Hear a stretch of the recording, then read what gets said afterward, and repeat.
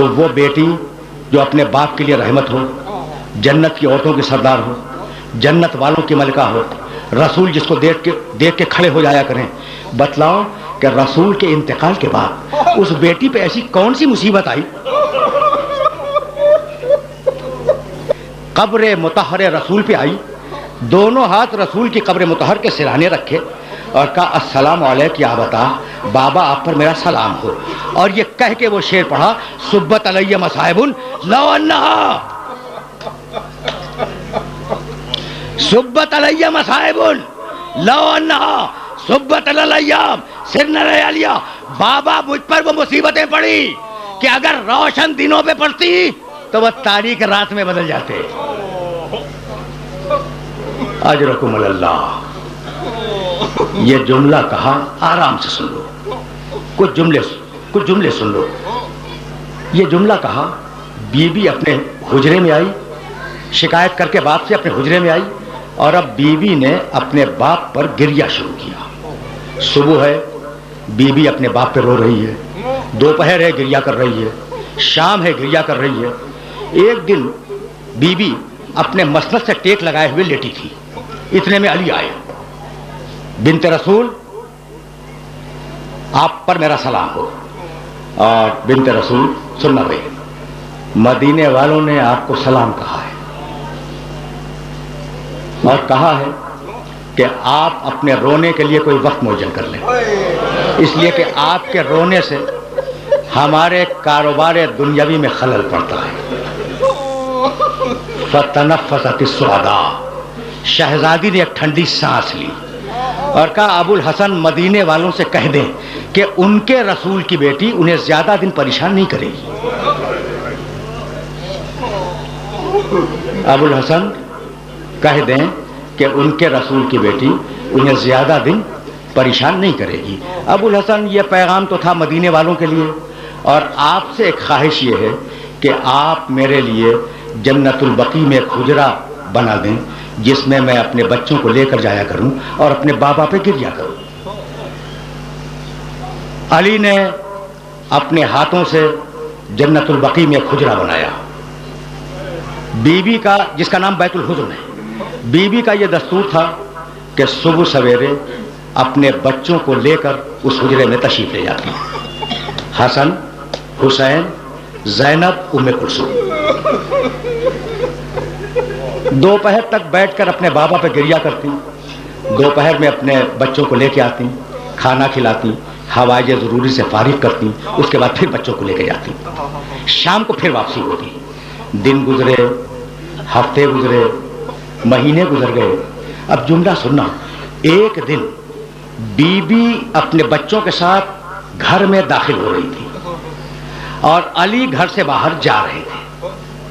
ایک مرتبہ علی کی نگاہ پڑی شہزادی کے چہرے پر، کہنے لگے کہ بنت رسول، جس دن سے آپ کے بابا کا انتقال ہوا ہے اس دن سے میں نے آپ کے چہرے پر خوشی نہیں دیکھی، یہ آج آپ کے چہرے پر خوشی کے آثار کیسے ہیں؟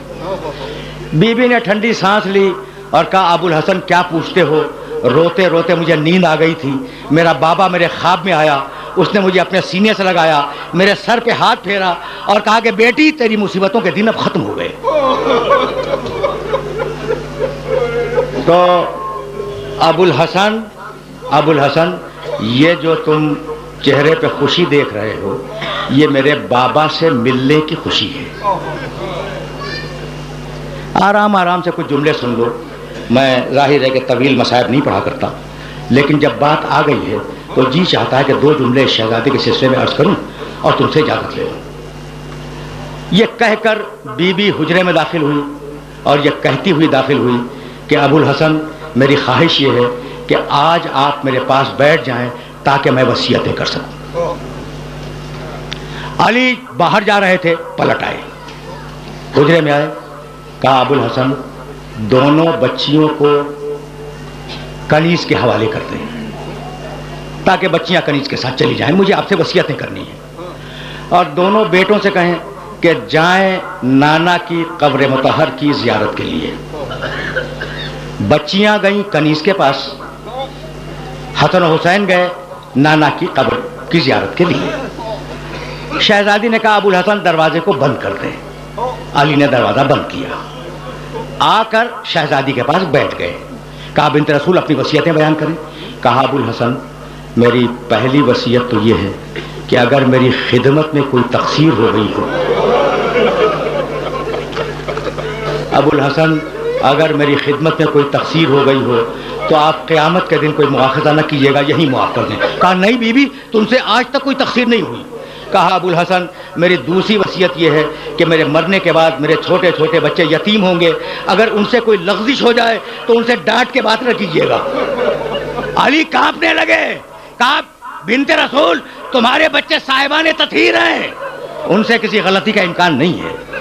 कहा अबुल हसन मेरी तीसरी वसीयत यह है कि मेरा जनाजा रात की तारीकी में उठाया जाए और मेरे दुश्मनों को मेरे जनाजे में शिरकत की इजाज़त न दी जाए। और अबुल हसन मेरी चौथी और आखिरी वसीयत यह है कि मेरे दफन करने के बाद मुझे भूल न जाना, कभी कभी मेरी कब्र पर सलाम के लिए आते रहना। अजरकुम अल्लाह। सदाएं बुलंद हो गई और अब जाहिर है कि मैं तकरीर को अपने मरहले पे ले आया। अब इससे ज़्यादा ज़हमत समाअत नहीं दूंगा। अली ने वसीयतें कबूल की। एक मरतबा अली ने रो के कहा कि बिन्त रसूल तुम्हारी वसीयतें तो मैंने कबूल की, लेकिन अब मेरी भी कुछ वसीयतें हैं, उन्हें कबूल करो। पहली वसीयत तो ये है कि मैं जब तुम्हें ब्याह के लाया तो मैं मुफलिस था, तुम्हारी खिदमत का हक अदा न कर सका, तो अपने बाबा से मेरी शिकायत न करना। मेरी दूसरी वसीयत ये कि अपने बाबा को मेरा सलाम पहुंचा देना और उन्हें बता देना कि उनकी उम्मत ने मेरे साथ क्या किया। और मेरी तीसरी और आखिरी वसीयत ये कि मैं मरने के बाद भी सलाम के लिए आता रहूंगा, लेकिन शर्त ये कि जब भी सलाम करूं अपने कानों से जवाब सलाम सुनूं। बीबी ने वसीयतें कबूल की। अली व फातिमा, रावी बयान करता है, अली व फातिमा बैठे हुए गिरिया कर रहे थे कि इतने में जोर जोर से दरवाजा पीटने की आवाज आई। बस आखिरी जुमला सुनना और मुझे इजाजत देना। शहजादी ने कहा अबुल हसन देखें कि ये दरवाजे पे कौन आ गया। अली ने पुकार के पूछा दरवाजे के बाहर कौन है। एक मरतबा रोते हुए बच्चों ने आवाज दी कि बाबा हम आए हैं। एक मरतबा अली करीब गए, दरवाजा खोला, देखा कि हसन हुसैन दरवाजे पे खड़े हैं और रो रहे हैं। कहा बेटो मैंने तो तुम्हें नाना की कब्र की जियारत के लिए भेजा था, ये तुम इतनी जल्दी कैसे आ गए। तो दोनों बच्चों ने रो के कहा कि बाबा जब हम नाना की कब्र पे पहुंचे तो इब्राहिम खलीलुल्लाह की आवाज आई कि या रसूल अल्लाह फातिमा ज़हरा के यतीम आ रहे हैं। तो बाबा क्या हमारी अम्मा दुनिया से गुजर गई। अजरकुम अल्लाह, अजरकुम अल्लाह। आपने गिरिया किया, तकरीर तमाम हो गई। अब आखिरी जुमला अर्ज कर रहा हूं। अली और फातिमा ने वसीयतें की और अब अली बाहर आए। अली बाहर आए, मस्जिद में बैठ गए। शहजादी ने कनीज से कहा यह मेरी तकरीर का आखिरी जुमला है। तुमने गिरिया किया, मजलिस तमाम हो गई। और तुम जानते हो कि मैं तवील मसाइब नहीं पढ़ा करता, आज मैंने बहुत बहुत मसाइब पढ़ दिए, फकत आखिरी जुमला सुनो और मुझे इजाजत दे दो। अली मस्जिद में आके बैठ गए। बीबी ने कनीज से कहा कि मैं अब हुजरे को बंद कर रही हूं, जब तक जिक्र इलाही की आवाज आती रहे उस वक्त तक समझना कि मैं जिंदा हूं, और जब जिक्र इलाही की आवाज बंद हो जाए तो जाकर अली को इत्तला दे देना। कनीज दरवाजे के बाहर बैठ गई। एक मर्तबा जिक्र इलाही की आवाज बंद हुई, कनीज दौड़ती हुई मस्जिद में आई। हिम्मत नहीं है कि अली से कुछ कह सके।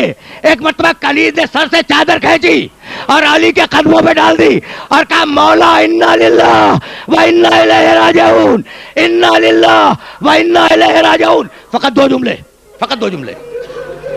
अजरकुम अल्लाह, अजरकुम अल्लाह। तुमने गिरिया किया, मजलिस अपने आखिरी मरहले में दाखिल हो गई।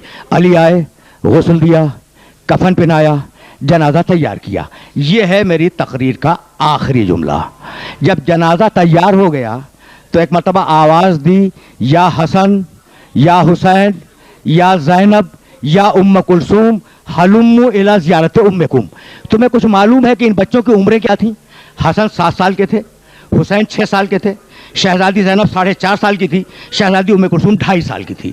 آواز دی جنازہ تیار کر کے کہ حسن اپنی ماں کا آخری دیدار کرو، حسین اپنی ماں کا آخری دیدار کرو، زینب ام کلثوم اپنی ماں کا آخری دیدار کرو.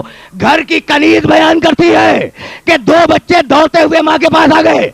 حسن آئے، ام کلثوم آئی، اور 2 بچے دروازے پہ کھڑے رہے. حسین کھڑے رہے، شہزادی زینب کھڑی رہی. علی نے آواز دی بچوں تم بھی تو آؤ. حسین نے رو کے کہا کہ بابا ہم اس وقت تک نہیں آئیں گے جب تک اماں ویسے نہ بلائیں جیسے مریم نے عیسیٰ کو بلایا تھا. بس یہ سننا تھا کہ فاطمہ زہرا کے بندے کفن ٹوٹ گئے. ایک ہاتھ نے حسین کو بلایا، ایک ہاتھ نے زینب کو بلایا. دونوں بچے آ کر ماں کے سینے سے لپٹ گئے. ایک مرتبہ جبریل نے آواز دی کہ یا علی بچوں کو ماں سے الگ کرو ورنہ کائنات میں زلزلہ آ جائے گا.